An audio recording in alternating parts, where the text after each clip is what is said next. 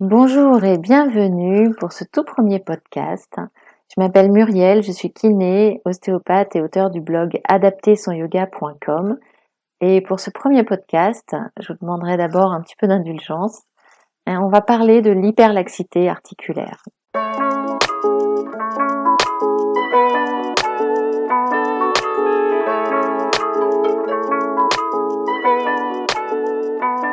On va parler de l'hyperlaxité et de l'importance de savoir la dépister.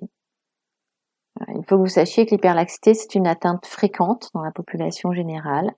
Elle concerne une personne sur 10 et elle est surreprésentée chez les pratiquants de yoga et notamment chez les professeurs de yoga. En général, c'est une atteinte dont on n'a pas conscience. On ne sait pas qu'on est hyperlaxe. Personne ne nous en parle, le médecin ne nous en parle pas non plus. Et pourtant, c'est intéressant de savoir la dépister, de connaître cette faculté qu'on a, cette originalité morphologique, puisque elle risque d'être pourvoyeuse de douleurs à long terme. Alors pourquoi j'ai eu envie d'écrire sur l'hyperlaxité? Ça m'est venu suite à notamment une consultation avec une de mes patientes qui s'est agacée, alors que je lui faisais remarquer que ses douleurs de genoux étaient probablement dues à une hyperlaxité. Elle s'est agacée, elle m'a dit mais enfin pourquoi personne ne me l'a jamais dit? J'ai 42 ans, je m'occupe de moi, j'ai vu mon médecin, j'ai vu beaucoup de professeurs de sport et pourquoi personne ne me l'a jamais dit, ni mes anciens kinés?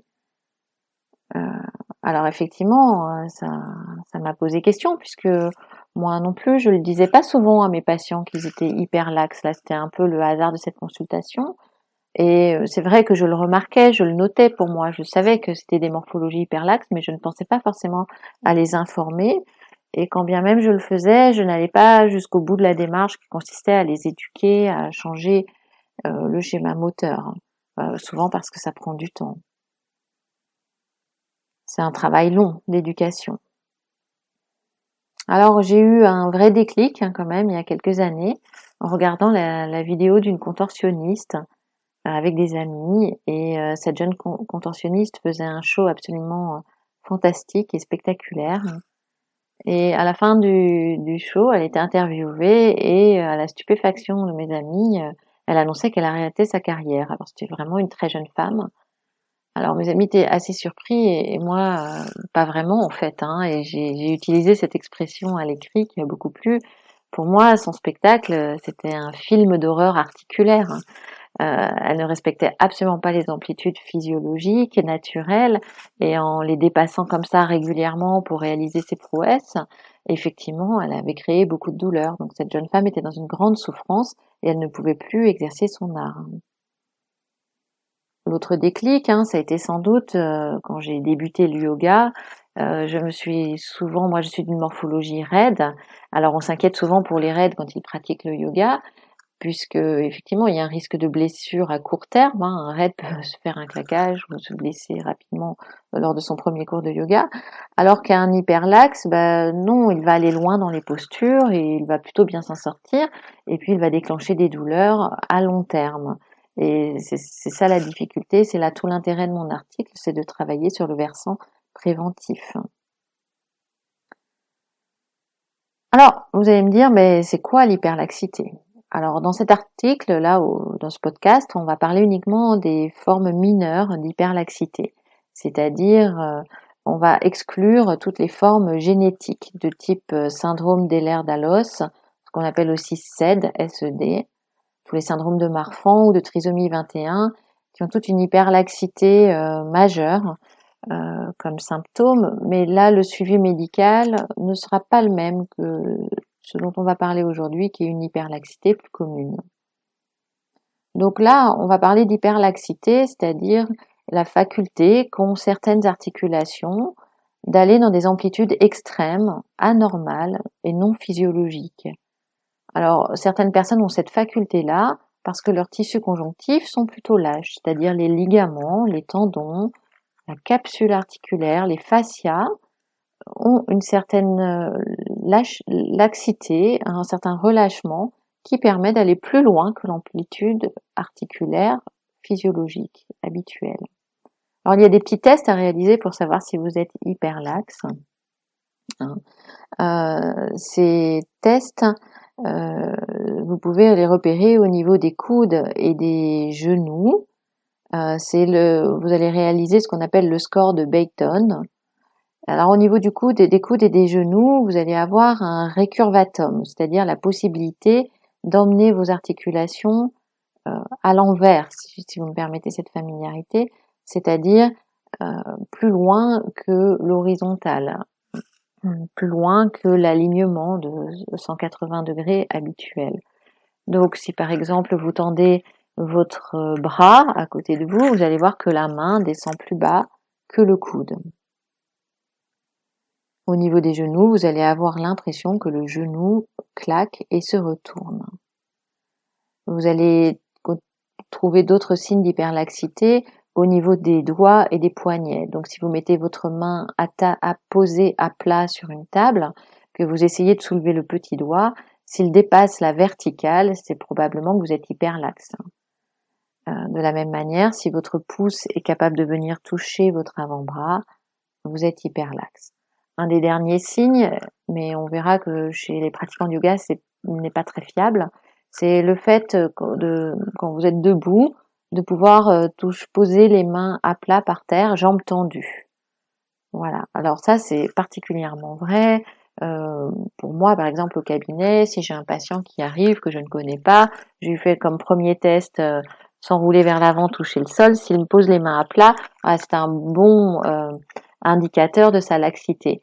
Par contre, c'est vrai que si c'est un yogi qui fait du yoga depuis 10 ans, qui s'étire régulièrement les ischio-jambiers, c'est juste un signe de souplesse, c'est pas d'hyperlaxité. Alors, qui est concerné par l'hyperlaxité? Comme je vous ai dit, c'est très fréquent puisque ça concerne une personne sur 10 et le plus souvent des femmes. Alors, on peut avoir toutes les articulations hyperlaxes, si c'est une hyperlaxité innée, mais on peut aussi avoir une hyperlaxité acquise. Par exemple, suite à un traumatisme, j'ai eu une entorse grave de la cheville droite, en séquelles, je vais avoir une instabilité, une hyperlaxité sur cette cheville droite. Après, j'ai pu pratiquer des sports dans mon enfance en période de croissance, des pratiques sportives assez assidues sur des sports intensifs de souplesse comme la gymnastique ou la danse classique. Et là, oui, toutes ces souplesses arrière répétées ont sans doute amené à une laxité de mes articulations au niveau de la colonne vertébrale. Chez les danseurs, c'est même un critère de recrutement, un critère de recrutement. La danse sera plus esthétique si le danseur est hyperlaxe. Donc il y a énormément d'hyperlaxes parmi les danseurs. On peut appeler l'hyperlaxité articulaire, on peut l'appeler aussi hypermobilité, mais tout le monde n'est pas d'accord sur ce terme. Et il faut bien comprendre que on peut être hyperlaxe sur certaines articulations, et notamment quand on a un petit peu vieilli, donc sans doute vers 35-40 ans, si on n'entretient pas particulièrement son corps, il se peut de manière très probable qu'on ait des zones hyperlaxes et des zones raides, parce qu'il y a des douleurs qui ont pu apparaître, ou bien une activité professionnelle, par exemple un travail sur PC avec l'usage fréquent d'une souris, qui a amené à une certaine raideur, soit des cervicales, soit la région dorsale entre les omoplates. Et donc on peut cumuler des zones raides et des zones hyperlaxes. Alors d'autant plus laxes que si on reprend l'exemple d'une raideur entre les omoplates, il est très probable qu'on la compense en surutilisant les cervicales et les lombaires. Donc on va aggraver ce déséquilibre entre une zone raide au repos figé et les cervicales et les lombaires qui vont travailler double, qui vont compenser pour ces dorsales. Je signale que pendant la grossesse, dès le premier trimestre et pendant toute la durée de l'allaitement, sous l'effet de sécrétion hormonale, donc de la relaxine, de la progestérone et de l'œstrogène, on va avoir naturellement tendance à devenir hyperlaxe pour préparer le bassin à l'accouchement. Alors, quel est le problème finalement à être hyperlaxe? Quelles sont les conséquences? Bon alors, à court terme, il y a un risque traumatique. C'est sûr que si l'articulation a plus d'amplitude que la norme, il y a un risque d'entorse, parfois à répétition, de subluxation, de luxation fréquent. Donc ce sont des événements traumatiques qu'on va pouvoir retrouver donc fréquemment au niveau de la cheville ou des épaules, de la rotule, et puis parfois au niveau vertébral avec un risque de spondylolisthésis. Mais vraiment, il faut insister sur le fait que tant que le sujet est jeune, il n'a pas conscience de douleurs articulaires ni de son hyperlaxité. Pour ce patient jeune, donc je dirais, comme je vous ai dit, moins de 35, 40 ans, son hyperlaxité, c'est sa norme, il est né comme ça, c'est son schéma moteur, son schéma corporel, il n'a pas conscience de cette particularité physiologique. D'autant plus qu'il peut en tirer un bénéfice sportif. On a vu que par exemple en yoga ou en danse, c'était un avantage. Je peux aussi vous citer le cas de ce musicien qui avait une hyperlaxité au niveau des doigts et des poignets, et sans doute il était bon musicien grâce à cela. Donc ce patient hyperlaxe jeune ne sait pas que cette hyperlaxité peut être préjudiciable à long terme. Et à long terme, le risque, c'est la douleur chronique. Donc c'est un risque non négligeable. Les douleurs peuvent apparaître souvent dès la quarantaine et elles vont être liées à des microtraumatismes répétés. Alors c'est quoi un microtraumatisme? C'est pas quelque chose d'important, hein. Ça peut être simplement le fait de marcher en claquant ses genoux parce qu'on a un récurvatum. Et chaque pas répété dans la vie va créer des petites lésions sur les structures arrière du genou. Alors, avec le temps, des douleurs des articulations, des douleurs du cartilage, des douleurs musculaires ou tendineuses peuvent apparaître. Et on peut même confondre le diagnostic avec une fibromyalgie. Certains auteurs s'interrogent sur le rôle de l'hyperlaxité par rapport à la fibromyalgie. Ces microtraumatismes, ça peut être des mouvements du quotidien, mais ça peut également être des postures de yoga mal alignées ou trop intenses, ou des gestes sportifs répétés, voilà, notamment s'ils sont intenses, avec des flips arrière en gymnastique, avec un impact lors de la réception, par exemple.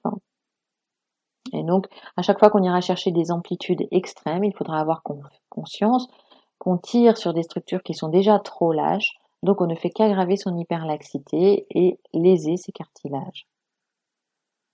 Donc, quand à 40 ans, on se retrouve avec des douleurs diffuses et chroniques, on se réveille un matin avec une douleur au genou droit, le lendemain c'est l'épaule gauche, on a un petit peu mal partout, on peut comprendre qu'il y a un état de frustration qui s'installe, d'anxiété et souvent une dépression associée.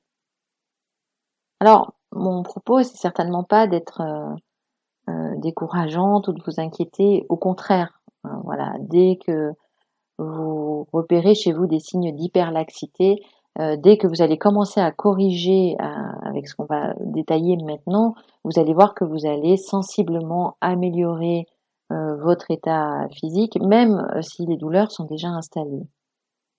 Alors, on va en parler articulation par articulation.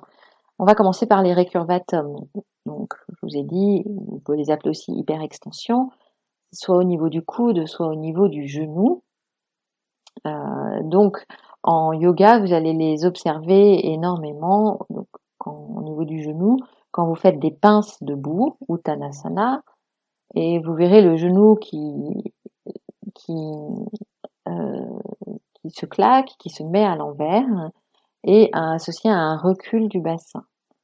Donc, vous allez avoir le genou qui se trouve à l'arrière de l'axe entre les hanches et la cheville. Vous allez retrouver ce récurvatum du genou dans tous les prasarita, Padottanasana, les postures du grand angle, et puis dans tous les triangles pour la jambe avant. Alors évidemment, vous le verrez dans toutes les postures au sol aussi, mais de manière moins flagrante. Au sol, vous verrez que le pied décolle. Quand la hanche et le genou sont posés au sol, vous verrez que ce sont des pratiquants qui peuvent soulever le pied, ce qui n'est pas souhaitable. Au niveau des coudes, vous allez repérer les récurvatums dans toutes les postures en quadrupédie, donc le chat, la vache, la table, dans les postures du chien la tête en bas ou du chien la tête en haut. Dès qu'on va mettre du poids sur les bras, on va voir que les coudes se calent en hyperextension, se retourne et se déforme en fait vers l'arrière. Alors voilà, la solution est très simple, hein. Il suffit, entre guillemets, de ne pas aller aussi loin. Alors je plaisante en disant qu'il suffit parce que il faut modifier tout son schéma moteur, et puis si vous êtes pratiquant de yoga depuis longtemps, ça va être compliqué effectivement de modifier votre manière de réaliser les postures. D'autant plus qu'il va falloir s'arrêter dans le vide à un moment où vous ne sentez pas, vous n'êtes pas en butée, vous n'êtes pas calé, vous allez moins loin que d'habitude. Et la bonne sensation, elle va être, vous allez la constater, que vous engagez au niveau musculaire. Donc vous allez avoir un gainage musculaire, vous allez avoir un engagement musculaire qui va stabiliser votre articulation. Et le constat, c'est que ça va être beaucoup plus fatigant. Donc quand le prof de yoga dit qu'il faut chercher de l'ouverture et de l'étirement, eh bien c'est vrai pour les morphologies raides. Mais globalement, c'est pas vrai pour les morphologies laxes. Il va au contraire falloir revenir en arrière revenir en arrière dans ces amplitudes, les diminuer et trouver une résistance musculaire, trouver une résistance plutôt qu'une ouverture. Alors c'est difficile aussi parce que peut-être que votre prof de yoga est lui-même hyperlaxe et peut-être qu'il n'a pas conscience de ses placements. Voilà, une fois que vous aurez compris ces bons placements sur le tapis, je vous invite à les rechercher dans la vie quotidienne. Essayez de modifier votre marche, notamment d'observer si vous claquez vos genoux quand vous marchez, si vous souffrez d'un récurvatum. Et sachez qu'une autre déformation classique des genoux hyperlaxes est le genu valgum, c'est-à-dire le fait d'avoir les genoux en X. Vous l'observerez dans les guerriers B et vous constaterez que vous avez le genou qui rentre en dedans. Et donc, vous comprenez que c'est un travail à partir de la hanche, un travail d'ouverture de la hanche. Vous devez réussir à aligner la cheville, le genou et la hanche pour corriger votre genou valgum. Je vous invite à lire mon article sur le syndrome fémoro-patellaire. Il y a plein de photos et plein de conseils pour bien se placer dans le cas de genu valgum. Bon, on revient à l'hyperlaxité. Elle s'exprime également au niveau des épaules. Vous allez pouvoir le repérer dans les postures du chien à la tête en bas. Vous aurez alors la tête qui va descendre en dessous des épaules, hein, et vous n'allez pas respecter l'alignement bassin, épaules, mains. Alors je vous invite à regarder des photos, hein, à aller voir peut-être sur mon site, à regarder la photo que j'ai proposée. Vous verrez très souvent des chiens à la tête en bas réalisés avec cette hyperlaxité dans les épaules.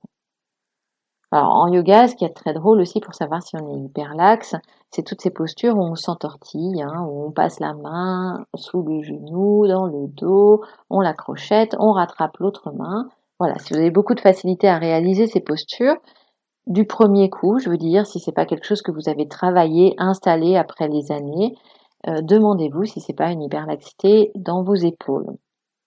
Un autre mudra vraiment classique qui fait prendre conscience qu'on est hyperlaxe, c'est quand on met les mains en prière dans le dos. Alors là, c'est pareil. Si on y arrive spontanément du premier coup à son premier cours de yoga, on se demande si on n'est pas hyperlaxe.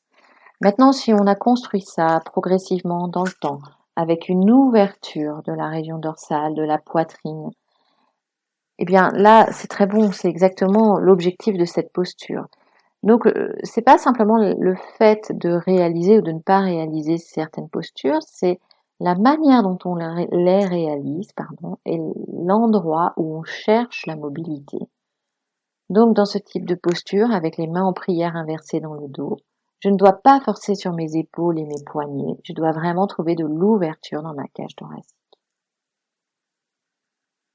L'hypermobilité ou l'hyperlaxité peut également s'exprimer au niveau du rachis. Donc on a déjà parlé de la pince, de la faculté qu'on avait à poser les mains à plat au sol. Chez les yogis, c'est pas un bon signe parce que avec un tout petit peu de pratique régulière, c'est quelque chose qui vient facilement, simplement parce qu'on a gagné en souplesse sur ses muscles ischio-jambiers. Ça ne veut pas dire qu'on a un dos hyper laxe. Par contre, on va pouvoir observer un petit peu plus les extensions, c'est-à-dire les cambrures. Là, ce qui va être intéressant, c'est par exemple les postures comme le pont, qui s'appelle aussi la roue, ou toutes ces postures d'extension du rachis, eh bien, c'est pareil. Il faut se demander comment on obtient cette mobilité. Est-ce qu'on l'obtient de manière harmonieuse sur l'ensemble des vertèbres avec, en plus, cet allongement entre la tête et le sacrum, c'est-à-dire on ne va pas vers une cambrure qui écrase, mais une cambrure qui allonge la colonne, harmonieusement répartie sur toutes les vertèbres. Alors si c'est le cas, pas de souci. Par contre, si on réalise une cambrure, et si en se prenant en photo par exemple, on constate que la cambrure est répartie sur seulement une ou deux vertèbres avec une grosse cassure à cet endroit-là, et que finalement le reste du rachis reste plutôt raide, ah ben là c'est pas très intéressant. Ça signifie que 2, 3 vertèbres prennent la majorité des contraintes mécaniques et que le reste ne fonctionne pas, ne participe pas. Donc finalement, encore une fois, c'est pas tant le fait de réaliser ou non la posture, c'est l'harmonie de la courbure qui va être intéressante à observer. L'instabilité, vous allez pouvoir la constater au niveau des chevilles, dans toutes les postures d'équilibre. Donc par exemple, quand vous réalisez ou faites réaliser la posture de l'arbre, observez les oscillations de la cheville, les oscillations du pied. Vous aurez très souvent une grande différence entre le pied droit et le pied gauche. Il y a des séquelles d'entorse. Vous pouvez travailler, alors néanmoins, pardon, même si vous avez cette séquelle d'entorse, il est très intéressant de réaliser ces postures d'équilibre. C'est la meilleure éducation qu'il soit. C'est ce qu'on appelle un travail proprioceptif. Vous allez pouvoir aussi travailler les appuis sur les demi-pointes ou les demi-pointes, oui, et vous allez particulièrement veiller à toujours conserver votre ancrage, c'est-à-dire le coussinet du gros orteil bien ancré dans le sol. Le coussinet du gros orteil, on l'appelle de manière anatomique l'articulation métatarso-phalangienne, donc du gros orteil, et cette boule que vous avez sous le gros orteil doit toujours rester au sol, sinon vous avez un risque d'entorse. Si vous n'arrivez pas à maintenir cette partie-là de votre pied au sol, c'est que vous êtes monté trop haut sur vos demi-pointes. Redescendez un peu, ancrez ce coussinet et voilà, réalisez votre posture un petit peu plus bas, mais avec un peu plus d'ancrage. On peut observer aussi une hyperlaxité au niveau des hanches. Alors en yoga, voilà, ça va être des postures dans lesquelles on a une grande facilité pour réaliser des grandes ouvertures de hanches, notamment le lotus. Vous allez pouvoir aussi le repérer dans ces postures, par exemple assis au sol, jambes tendues, écartées, ouvertes en V. Et si vous conservez la faculté de bien antéverser votre bassin pour vous amener vers l'avant entre vos jambes, c'est que vous avez une grande mobilité dans les hanches. On a parlé des doigts et des poignets qui vous permettaient d'observer votre hyperlaxité, de les tester, donc avec le test du petit doigt et le test du pouce. Bon, alors que faut-il penser du yoga pour les hyperlaxes? Alors, il y a beaucoup d'hyperlaxes qui vont être attirés par le yoga parce que leur hyperlaxité leur donne un avantage. Et vous avez énormément de profs de yoga qui sont des hyperlaxes de nature. Le yoga ne pose en réalité pas de problème si on sait bien gérer son hyperlaxité, si on est bien aligné. Donc, si c'est votre pratique depuis des années, il est évident que de toute façon, vous n'allez pas arrêter. Vous avez juste à la modifier, à revenir moins loin dans votre pratique, à chercher ce tonus musculaire. Et ce qui va voilà, vous mettre sur la voie de la bonne proprioception, c'est d'abord peut-être de vous faire aider par votre professeur pour vérifier si les alignements sont bons, peut-être de vous filmer, de vous prendre en photo, de regarder des photos de pratique et de vous interroger, voir si vous observez des récurvatums ou quoi chez d'autres participants. D'autre part, si vous êtes hyperlaxe et que le yoga est quelque chose qui vous attire et qui vous permet de reprendre une activité physique, bon, je sais que le yoga c'est pas que ça, mais si c'est quelque chose de positif pour vous qui vous remet en activité, évidemment, allez-y. Voilà, si vous sentez pas de faire une autre pratique, eh bien c'est pas grave, allez vers le yoga, mais ayez conscience que vous devez travailler en tonus, en gainage et pas dans une recherche de souplesse puisque vous êtes déjà hyperlaxe.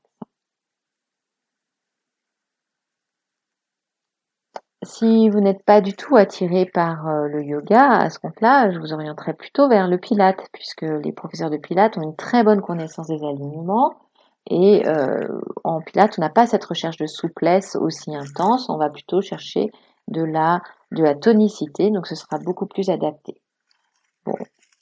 En tant qu'hyperlaxe, je ne peux que déconseiller les sports pivots et les sports pivot-contact, comme le tennis, le football, le ski, puisqu'il y a un risque traumatique important. Mais bon, voilà, si c'est votre sport, il vaut mieux le continuer. Vous pouvez utiliser des attelles, des tapings, des petites contentions, et vous aurez ce rappel extéroceptif qui va limiter le risque de blessure.